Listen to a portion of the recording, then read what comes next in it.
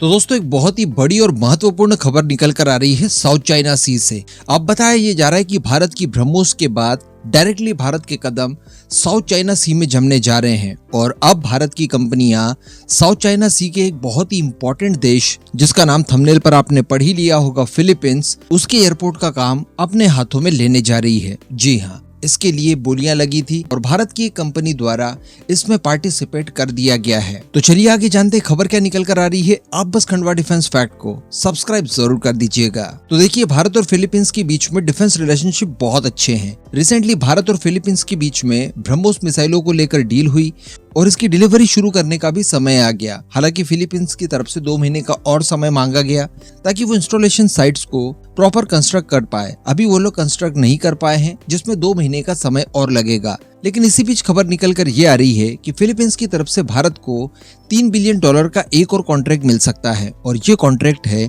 Airport का। और मैं आपको बता दूं कि जिस एयरपोर्ट के बारे में अभी आगे हम लोग बात करेंगे, ये वाला एयरपोर्ट भी दुनिया के सबसे खराब एयरपोर्ट्स में से एक माना जाता है।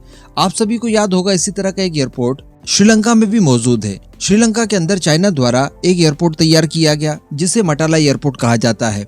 ये इतना ज्यादा खराब साबित हुआ कि इस एयरपोर्ट का जो बिजली का बिल वगैरह है, ये भी एयरपोर्ट अथॉरिटी पे नहीं कर पाती, यानी इतनी इनकम भी नहीं होती। चाइना द्वारा जानबूझकर श्रीलंका को फंसाने के लिए ये एयरपोर्ट बनाया गया ताकि श्रीलंका बाद में हार थक कर ये एयरपोर्ट हमारे नाम कर दे और इसे भी वो लोग 50 या फिर 99 सालों के लिए लीज पर ले ले। हालांकि इससे पहले भारत की ही अडानी ग्रुप द्वारा यहाँ पर एंट्री मार ली गई है और मटाला एयरपोर्ट के अलावा 2 अन्य इंटरनेशनल एयरपोर्ट्स भी अडानी ग्रुप को मिल सकते हैं, जिसको लेकर नेक्स्ट स्टेज में बातचीत पहुंच चुकी है। अब इसी तरह का एक एयरपोर्ट फिलीपींस में भी मौजूद है। दरअसल बताया जाता है कि फिलीपींस का निनाय एल्विनो इंटरनेशनल एयरपोर्ट एक बहुत ही महत्वपूर्ण एयरपोर्ट है, लेकिन वर्तमान में इसकी स्थिति काफी ज्यादा खराब है और इंटरनेशनल एयरपोर्ट होने के बावजूद यहाँ पर उड़ानों में देरी होती है।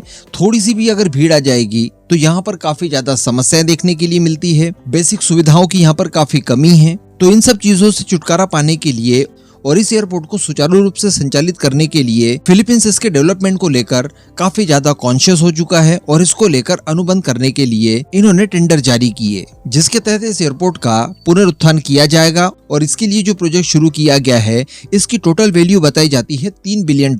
अब इसके लिए जो कंडीशन रखी गई है वो कुछ इस तरह की है कि क्षमता से 50% ज्यादा संचालन यहाँ से संभव हो पाए और जो यात्रियों की क्षमता है उसे 2 गुना करके 62 मिलियन तक पहुंचाया जा सके। यानी अभी यहाँ पर वार्षिक तौर पर 61 मिलियन यात्री लगभग आते हैं। तो बताया जा रहा है कि इस टेंडर में पार्टिसिपेट करते हुए टोटल 3 कंपनियों को शॉर्टलिस्ट किया गया है, जिसमें एक भारत की भी कंपनी है। जी हाँ, और ये कोई और नहीं बल्कि जाना माना नाम GMR ग्रुप है। अब बताया जा रहा है कि इस कॉन्ट्रैक्ट को लेकर जल्दी ही काम शुरू कर दिया जाएगा और आने वाली 15 फरवरी तक किसी एक कंपनी को फाइनल करके समझौता साइन कर लिया जाएगा। इससे भी बड़ी बात देखने के लिए ये मिली है कि इस एयरपोर्ट को डेवलप करने के लिए जिन कंपनियों को शॉर्टलिस्ट किया गया है उसमें चाइना की कंपनी नहीं है। जी हाँ, यानी यहाँ पर फिलीपींस नहीं चाहता कि चाइना का किसी भी तरह से इंटरविंग इस एयरपोर्ट के रीडेवलपमेंट के अंदर हो। और जिस हिसाब से भारत फिलीपींस की पार्टनरशिप है, जिस तरह से डिफेंस के क्षेत्र में दोनों देशों का एक दूसरे को सहयोग है, चाइना के खिलाफ जिस हिसाब से दोनों देश एक दूसरे के लिए जरूरी है,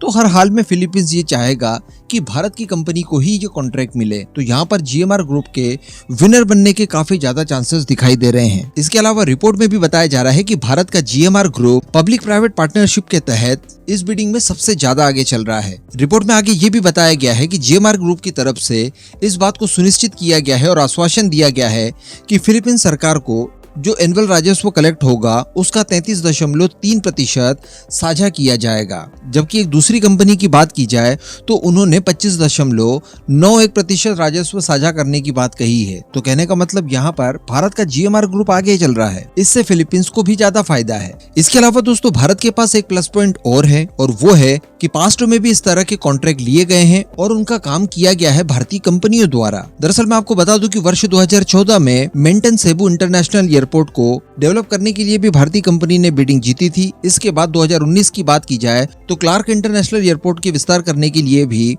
भारत की कंपनी द्वारा बिडिंग जीती गई थी। तो अगर इस बार भी बिडिंग में भारत की कंपनी का मौका लगता है तो ये तीसरी बड़ी परियोजना होगी भारत की कंपनी के हाथ में। बताया जा रहा है कि ये एयरपोर्ट काफी ज्यादा इंपॉर्टेंट हो सकता है अगर भारत की कंपनी के हाथ लग जाता है तो, क्योंकि ऑस्ट्रेलिया और साउथ ईस्ट एशिया के बीच में ये रणनीतिक तौर पर आपको एक चौराहे का काम करके देता है। कहने का मतलब यहाँ से जो कनेक्टिविटी है वो आपको प्रॉपर प्रोवाइड करवाता है। साथ ही बताया जाता है कि ये चाइना की महत्वाकांक्षी परियोजना BRI के लिए भी काफी इंपॉर्टेंट है। तो अगर ये भारत की कंपनी पहले ही हासिल कर लेगी तो चीन की भी दाल यहाँ पर नहीं गलने वाली है, जो कि भारत के लिए एक और प्लस पॉइंट बनकर आता है। तो उम्मीदें जताई जा सकती है और वेट किया जा सकता है 15 फरवरी तक का कि इस एयरपोर्ट के रीडेवलपमेंट को लेकर जो भी कॉन्ट्रैक्ट दिया जाएगा वो भारत की कंपनी को ही दिया जाए।